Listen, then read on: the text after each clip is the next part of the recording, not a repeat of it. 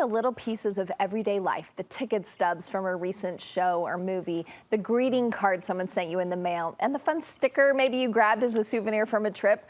Well, these are all sentimental details, and when paired with words, they tell a story. Artist Brandi Kincaid is a creator of art journals and says it is the perfect place to play and express your story through the art of your words. So you've been an artist and lover of words for years. What keeps you motivated as you practice this? Yeah. So I think the biggest motivation is that I come from a family of makers whose kind of mantra was you make what you need.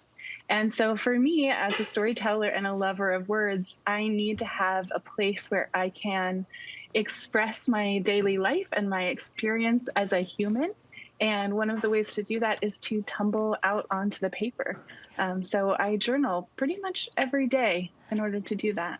I love that. And you've told us kind of what you feel like the benefits are for you. What do you think the benefits are for everybody if they were to take up creative art journaling?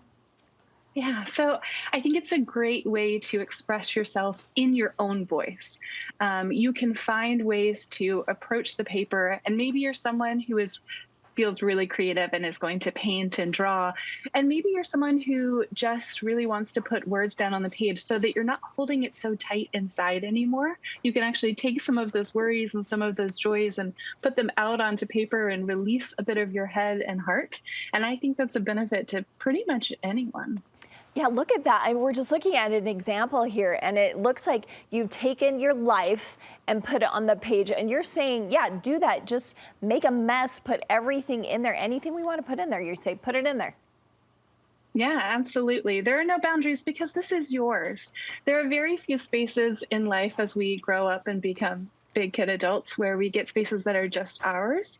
And this is one where you can just show up as you are, not as you hope you'll be one day, not as a former version of you, but just as you are, which is maybe, a receipt from a purchase that you loved, or a bit of a menu from a restaurant you visited, or a piece of an envelope that came in the mail.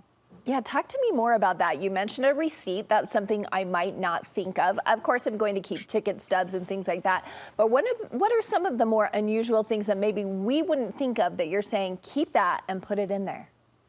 Yeah, so I think we need to think small in order to think big. And so what brings you joy in a day? Maybe it's buying your favorite yogurt at the store. And a way to record that, if you can't keep the container, obviously, is to record a bit of that receipt from you purchasing it. It could be a piece of mail that comes into your mailbox. And it's not so much about the piece of mail, but how beautiful it is. If you've gotten security envelopes from like bills and statements and things, that's not a lovely thing to get in the mail. But if you open them up, that pattern on the inside of the envelope on the paper, they're like cross-hatching, or they've really come a long way. That's a beautiful piece of life that you can put into your journal to record something that maybe didn't feel lovely at first, but then can carry through into a really beautiful story. Do you find yourself writing to the things that you collect, or collecting things that you feel like you want to write about, or maybe both? I think I do both. Sometimes you will find something and not know what its story is. It just calls out to you, which is great.